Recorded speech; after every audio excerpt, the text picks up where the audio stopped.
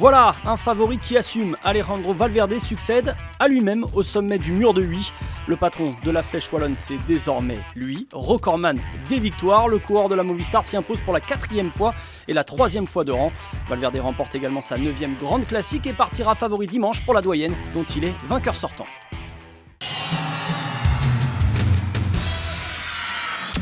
Depuis 4 ans, la Wallonie est une enclave espagnole. 4 éditions successives monopolisées par Rodriguez, Moreno et surtout Valverde.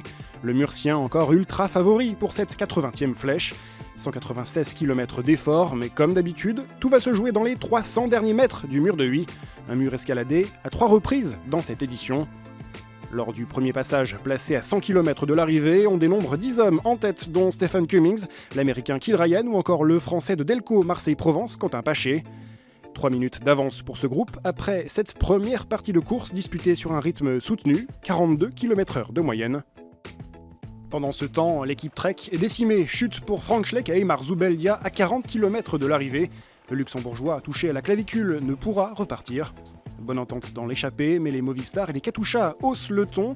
Résultat, le groupe de tête explose, plus que 4 rescapés, Cummings, Matteo Bono, Sylvain Dillier et Tosh van der Sande. Au deuxième passage à Huy, l'écart a fondu, moins de 40 secondes d'avance. Movistar durcit la course, le peloton s'étire. Stephen Cummings a beau tenter le tout pour le tout, il est repris dans la côte des refs. Après avoir fait cause commune, les Movistar et les Katusha se jaugent, moment choisi par Izaguirre, Jungels et Wellens pour sortir au moment d'aborder la côte de Cherave. Mais le peloton est intraitable et se présente groupé au pied du mur de Huy. 1 km 300 d'ascension à 9,8% de moyenne avec un passage final qui tutoie les 25% à la corde. Joaquim Rodriguez est le premier à mettre Valverde à l'épreuve, mais le leader de la Katusha part trop tôt et ne pourra tenir le rythme. Ce sont ensuite les Ethics qui vont tout tenter pour mettre Valverde à la faute. Après la chicane, Dan Martin puis le français Julien Alaphilippe essaient chacun à leur tour. Mais le Murcien est bel et bien le maître des lieux. Comme l'an passé, Alaphilippe termine 2e derrière l'intouchable Valverde, qui lève les bras 10 ans après son tout premier succès sur la flèche.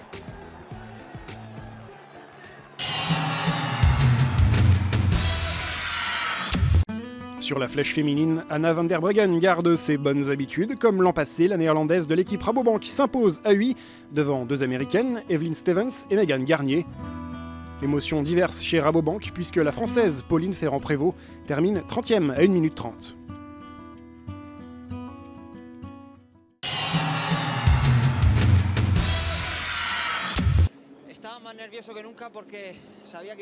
J'avais de bonnes sensations, mes jambes tournaient bien, j'étais fort comme jamais, mais la course aurait pu tourner plusieurs fois dans le final et dans le dernier virage, j'ai su résister. C'est sûr que c'est ma 4e victoire ici, j'ai fait quelques podiums aussi, c'est clairement une course qui me convient.